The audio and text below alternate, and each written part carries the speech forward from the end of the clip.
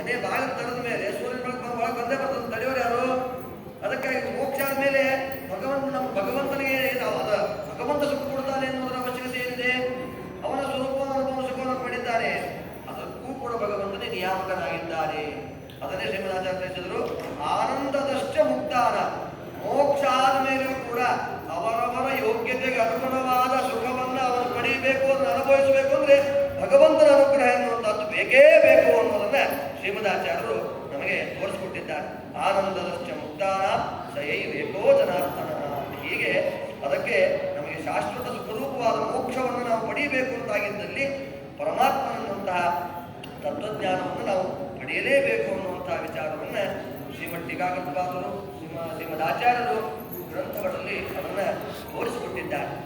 ಅಂತಹ ಟೀಕಾಕೃತ್ಪಾದರು ನಮಗೆ ಒಳ್ಳೆಯ ನಿಧಿ, ಅವರು ಒಳ್ಳೆಯ ಸಂಪತ್ತನ್ನೇ ನಮಗೆ ಕೊಟ್ಟಿದ್ದಾರೆ.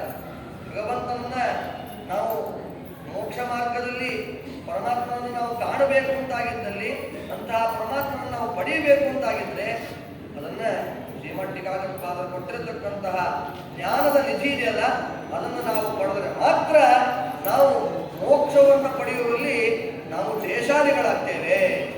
ನಾವು ಮೋಕ್ಷವನ್ನು ಪಡೆಯುವುದು ಅಂತಂದು ಒಂದು ದೊಡ್ಡ ಜಯ ಇದ್ದ ಹಾಗೆ. ಅದನ್ನು ಪಡೆಯಬೇಕು ಅಂತಾಗಿದ್ದರೆ ಜಯತೀರ್ಥರು ಕೊಟ್ಟಿರತಕ್ಕಂತಹ ಟೀಕಾಕೃತ್ಪಾದರ ಗ್ರಂಥಗಳೇ ನಮಗೆ ಮುಖ್ಯವಾಗಿ ಅವಶ್ಯಕ ಅನ್ನೋದನ್ನ ಟೀಕಾಕೃತ್ಪಾದರು ನಮಗೆ